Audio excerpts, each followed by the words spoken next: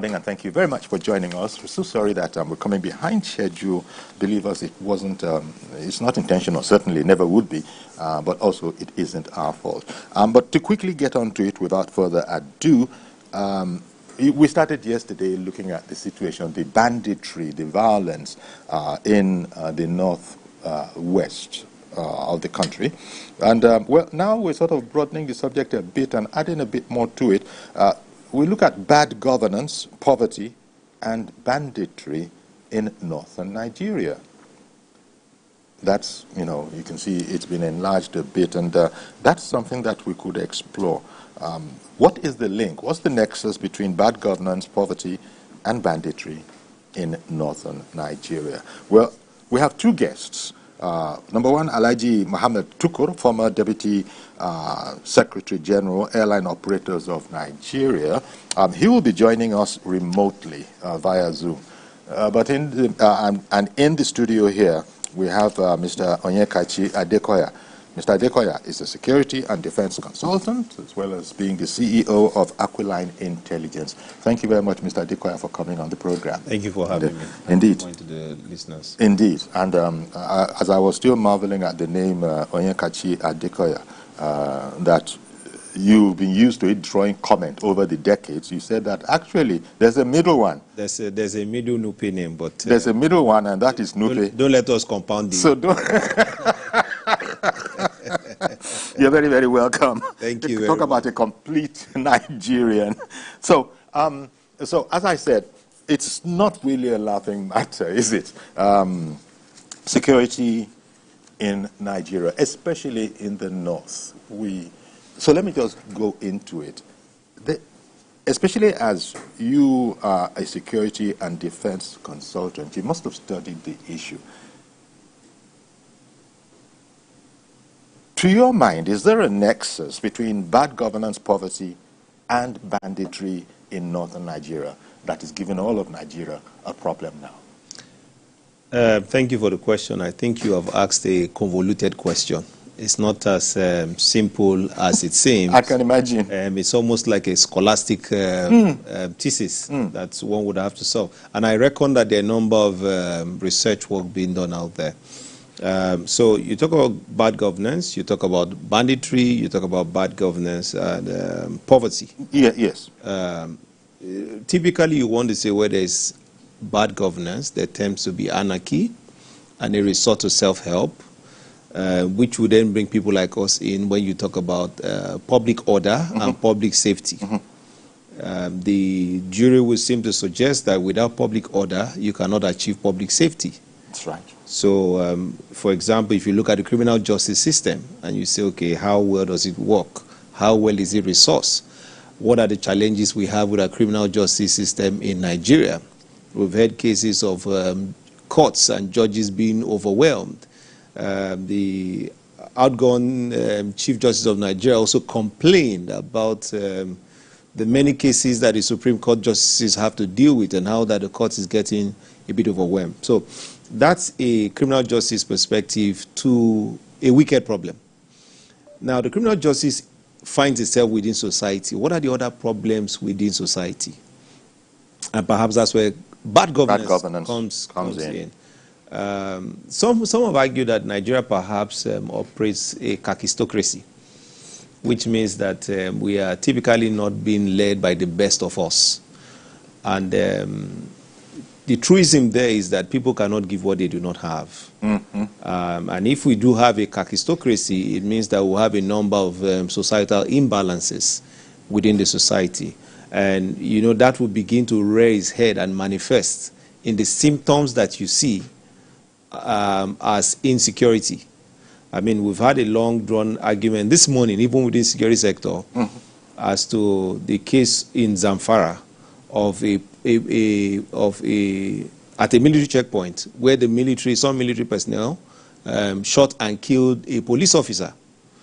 And then somebody was saying that the high senior officers in the army and the police are trying to work on a relationship to improve this interagency collaboration, but it seems as though the people down the ladder are not doing their part. And I said, The problems are not the problems of the Nigerian army or the Nigerian police. The problem is a Nigerian problem, a situation that makes the exception the norm, that brings the police and the military into the same theater and space of operation, would always create a conflict. The military is not suited for internal security operation.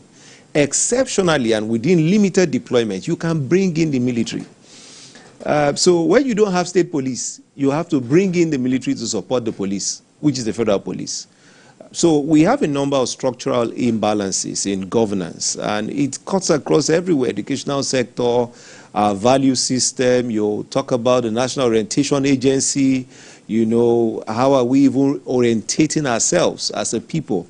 You know, and how are we conscientizing ourselves of the values that we espouse? We've seen a rework of the national anthem, all tilting towards that. But classically, what Nigeria suffers from is a hydra-headed, multifaceted problem, which we term a wicked problem.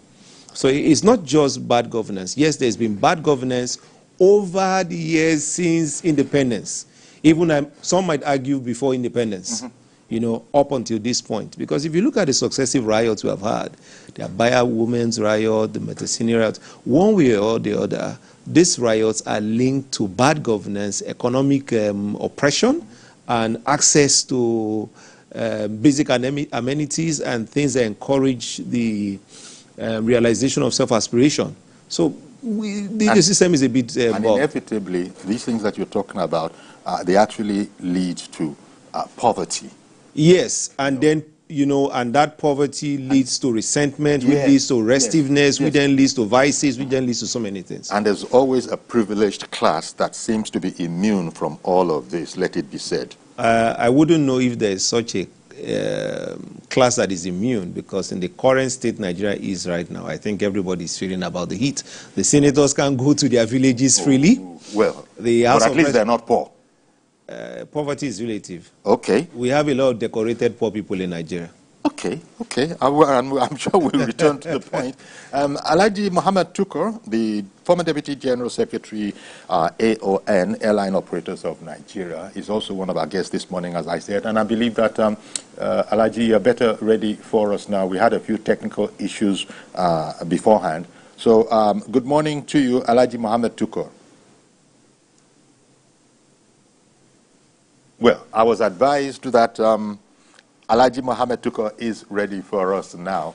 I guess we're going to still have to keep our fingers crossed, because I know you would have responded if indeed you could hear us. That was the nature of the problem we had before. We've seen you. We've actually spoken, but there was a difficulty in your hearing us, and that can't work. Okay, but so we're still going to be at it, and as soon as Alhaji Mohammed Tukur can hear us, he will join us. Now, this danger here is that what is going on in northern Nigeria, in case people are wondering that those are words that we say, bad governance, poverty, and banditry.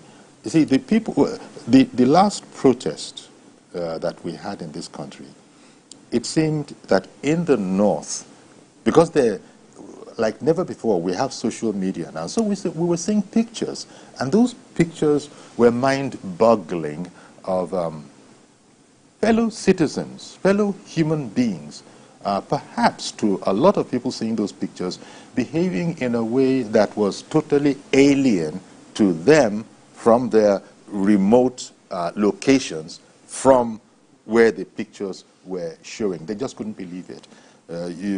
I still say that one of the most, shall I say, iconic memories that lingers on my mind is youths ascending a traffic light pole and beginning to hack away at a traffic light with a machete. And you begin to wonder, what does this have to do with anything? Apart from ascent, and you saw there were so many youths. Clearly, the security forces, forces of law and order were overwhelmed and were not in sight as much as they should have been in that situation. Now, what does this say, really, about the scope, the nature of the problem, and the potential, or shall I say, the opportunity to actually address it? Because it looked very much like a hopeless situation. Somebody once quipped and said that God must be a Nigerian. Mm-hmm. And I think I am beginning to share sentiments, because what we saw in the Northwest was more or less the best case of what the worst case could have been. Because whatever it is we saw and we're lamenting, the real actors, the real disruptive actors were not in the play. They were not even in the fray. What you had was significantly juveniles. Yes. People, tops under the age of 16, to bracket age 9 that went on rampage. These were not the political actors. These were not the political thugs. Mm-hmm. These were not, they didn't follow any pattern. Although they seem to have been sequenced by some influence operators and shown, and given flags. Kanu, for example, speaks to the thing that his Royal Highness Sanusi Lamido Sanusi has been talking about the Alamajiri system. Yeah. And you recall that he had no small issues with some political actors in the state, following which he was kicked out as emir. So there are some social, religious issues in the Northwest, but principally the bigger problem is, with profound respect to the governors who are doing their best, the Northwest is as the Southeast. The worst of the governors that we have, typically in Nigeria, you will see them within that bracket, either in the Northwest or in the Southeast. And again, I say that with very profound respect. Because I was going to try and interrogate the worst of the governors. I would make the case. My mom is from Abia State, for example, until Alex Oti came on board. That state is a state that's been known to be owing workers over 11 months.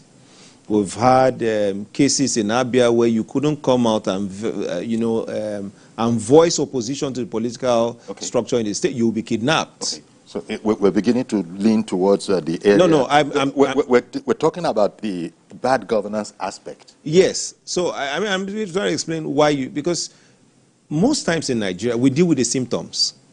Governance is the problem. In some of these parts, local government structures are non-existent. Thank goodness that the Supreme Court has ruled on their finally and given voice to their autonomy. So let's begin to see. We talk about ungoverned spaces and places in different parts of Nigeria. Nature, they say, abhors a vacuum. If you have over 774 local governments within this territorial contraption that we have, as bestowed upon us by the British, and you don't have local governments in those spaces, there are places in the Northwest where the people pay protection money to Ansaro for their own protection. It is in Nigeria you see that they would kidnap DPO. It is vigilante and youths that go and rescue the DPO. I've been looking at the streams of information from the Northwest in the last 3 days. Zamfara, Katsina, some parts of Sokoto are currently under siege, constantly and repeatedly. Armed attacks upon armed attacks, armed bandits operation.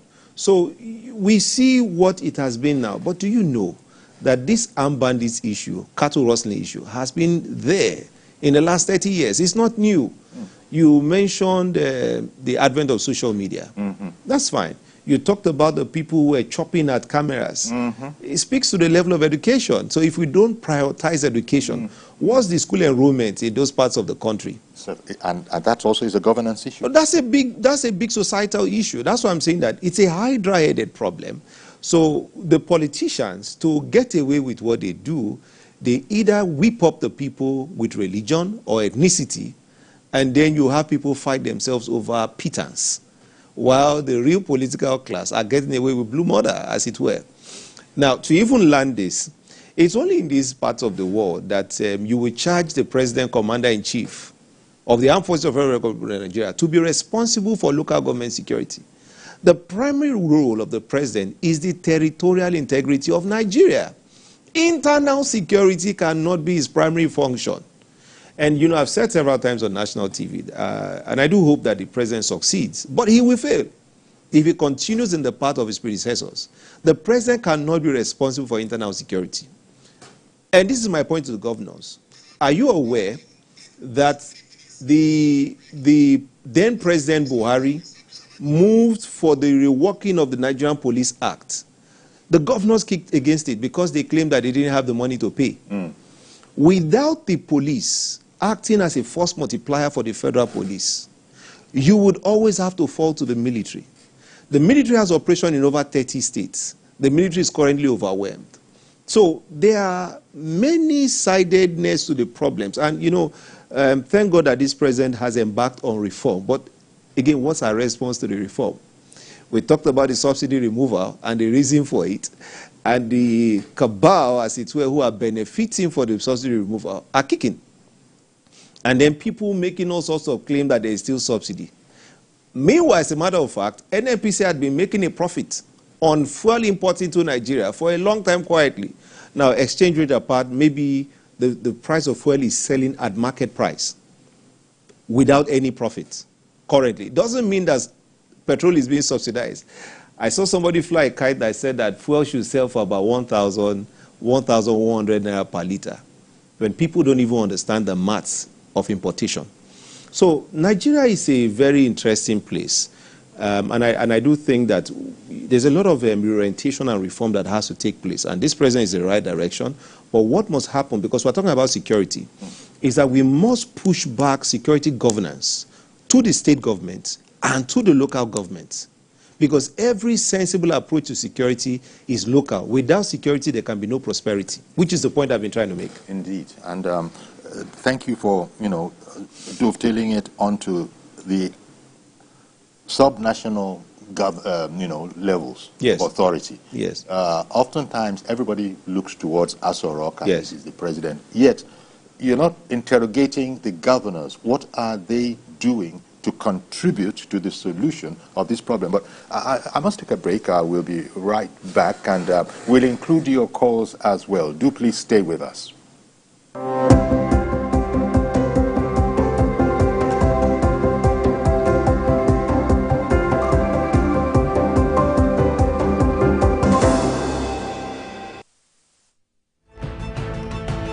You're watching Beyond 100 Days with Nifemi Oguntoye.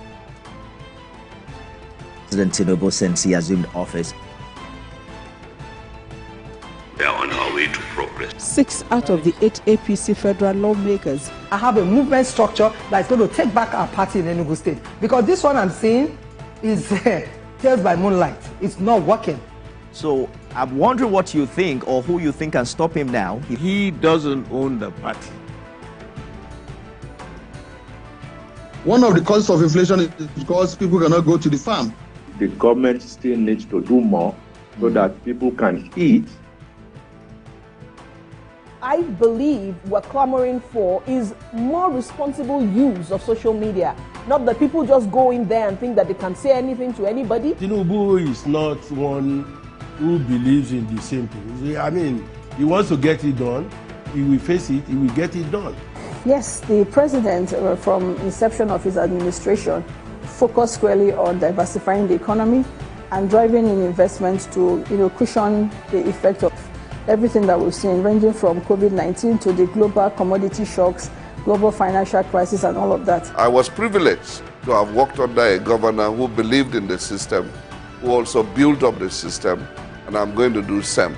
All right, that's our show today, everyone. Thanks for being a part of it.